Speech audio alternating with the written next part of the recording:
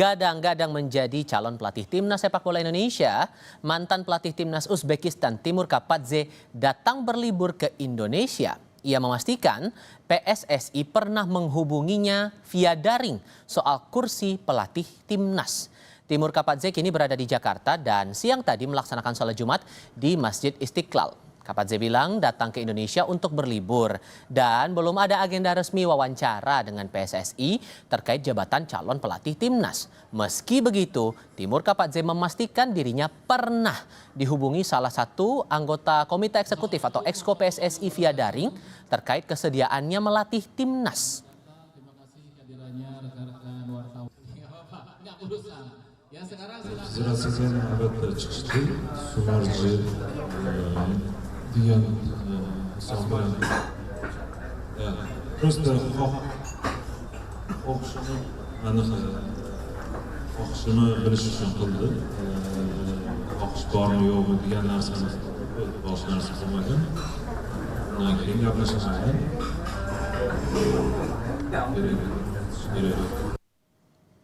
Perlu diingat saudara, timnas sepak bola kita hingga kini masih tanpa pelatih. PSSI bilang sudah ada 5 nama yang sedang diseleksi. Setelah gagal mengamankan tiket Piala Dunia 2026, timnas sepak bola Indonesia dan Patrick Kluivert resmi mengakhiri kerjasama pada Oktober lalu.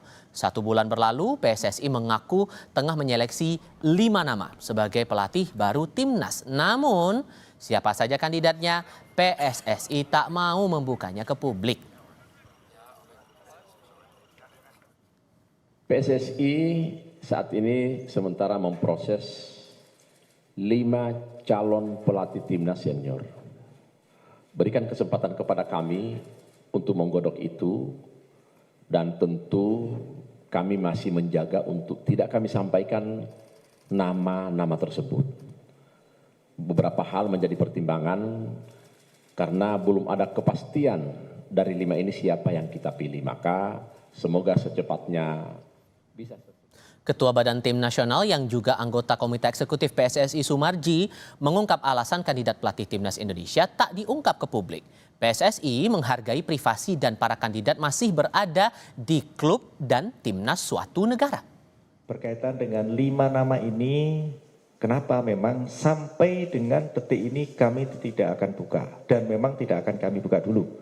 Satu, kami menghormati karena masing-masing pelatih kepala itu punya privasi, ya, punya privasi.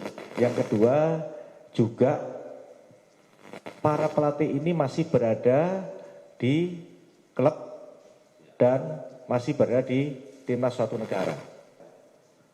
Diminta untuk melakukan interview, ya, diminta untuk melakukan interview dan akan kami lakukan. Ya, mungkin dalam minggu-minggu depan, dan tentu dari 5 nama itu pasti akan kita pilih yang sangat terbaik. Muncul pertanyaan, apakah kedatangan Timur Kapadze menjadi penanda dirinya akan segera bergabung ke timnas Indonesia?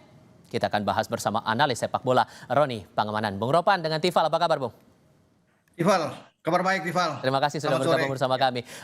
Satu sisi Kapadze ngakunya lagi liburan, tapi sisi lain nama Kapadze udah lama masuk dalam radar pengganti Kluivert. Menurut Anda kita bisa percaya sesederhana itu atau jangan-jangan itu kode keras? Iya, memang kalau dari 10 nama sebelumnya, sebelum mengerucut ke 5 nama, dia pernah memang dihubungi, masuk dalam radar. Tetapi belum memastikan bahwa dia itu akan terpilih. Ketika dia datang ke sini, banyak masyarakat yang sudah terobsesi bahwa dialah yang paling cocok.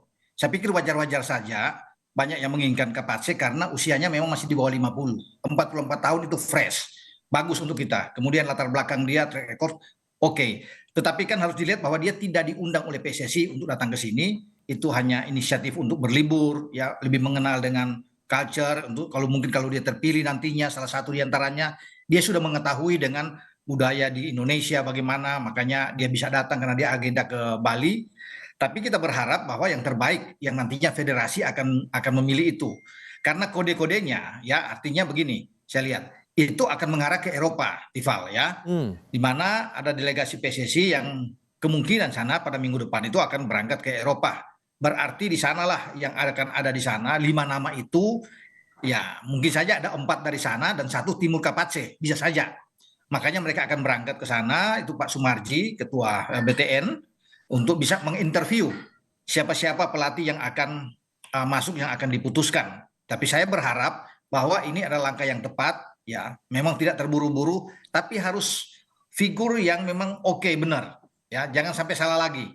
Nah, Kapatse adalah salah satu di antara 5 nama itu yang menurut saya yang layak untuk masuk. Tapi semua kan tergantung dari PSSI untuk bisa menentukan apakah dia masuk dari semua hal ya akan ini. Bukan cuma lihat soal data dia, CV dia bagus, tetapi juga cocok dalam hal kontrak dia. Masuk nggak?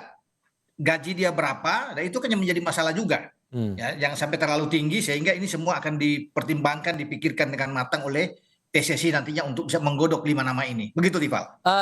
Walaupun kemudian sudah dikontak, tapi kan jatuhnya baru pertanyaan umum saja yang disampaikan PSSI ke Kapatze ini. Kalau Anda membacanya berapa persentase PSSI ini tertarik dengan Kapatze?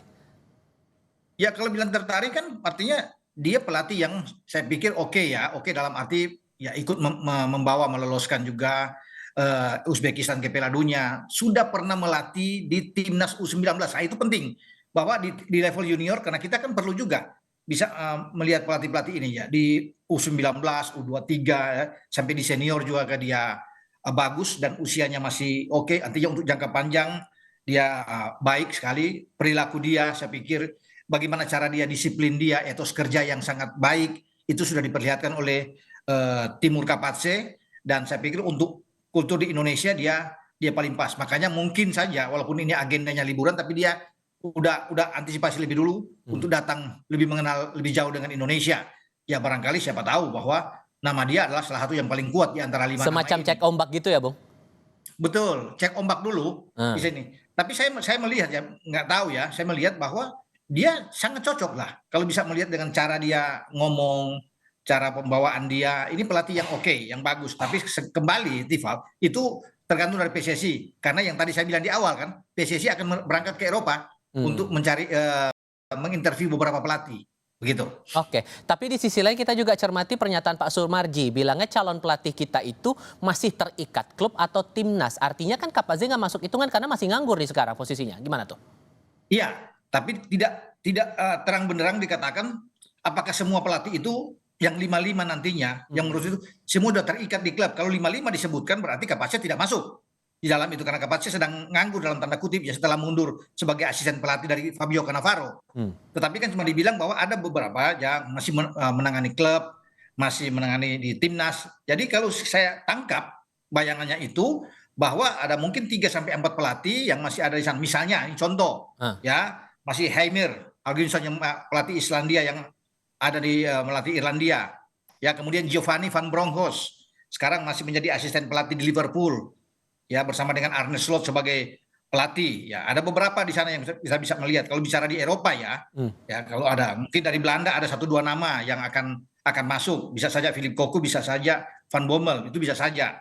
Nama lain seperti Paulo Bento atau Jesus Casas. Ini kalau bicara dari Eropa.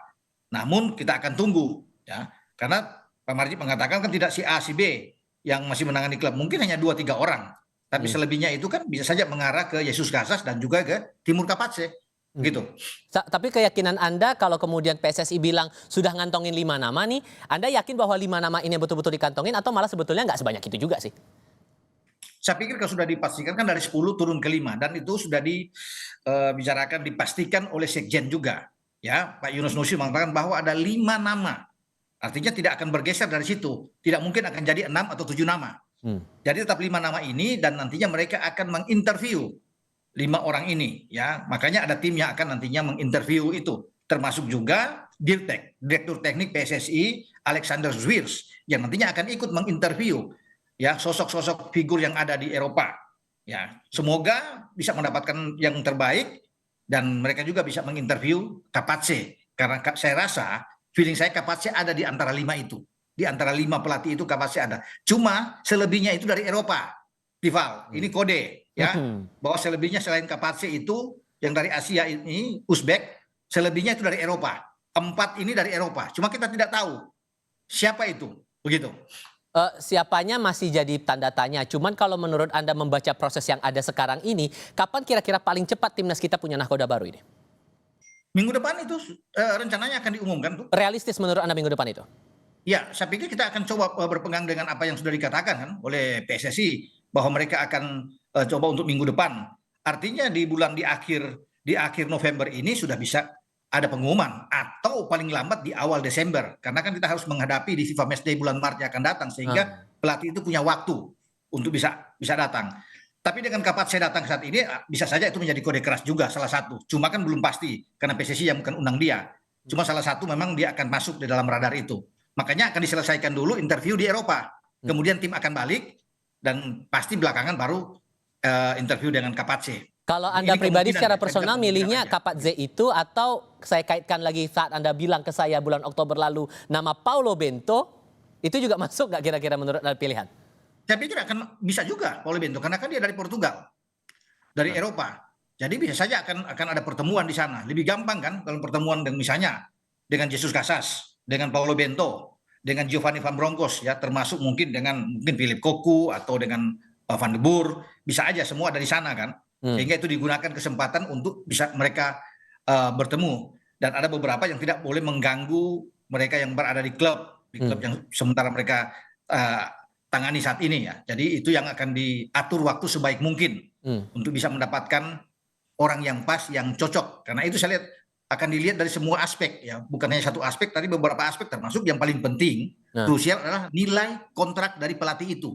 Ya, kalau sampai STY atau dengan PK Patrick Kluivert itu tidak lebih dari 1,4 misalnya, ya tentunya mereka akan cari di range tersebut, paling mahal mungkin di 2 M maksudnya.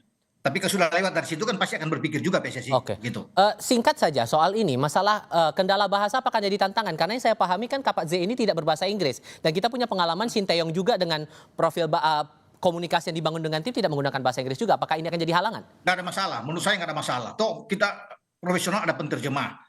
Ya itu penting. Ya bagaimana? Yang penting pelatih itu pelatih yang oke, yang bagus, dan dia tahu dia cepat untuk bisa untuk kamar ganti ya, meredam kamar ganti ini dengan sangat baik, dan disiplin dia terhadap ini, dan punya hubungan yang bagus dengan supporter, dengan federasi, dan Kapatse bisa melakukan itu karena dia seorang pelatih yang bagus. Kalau Kapatse ya. Tetapi ketika mereka ke Eropa di tim ini, mereka bisa mendapatkan komunikasi yang bagus dengan pelatih-pelatih Eropa kan rata-rata bisa bahasa Inggris, kecuali mungkin Kapatse.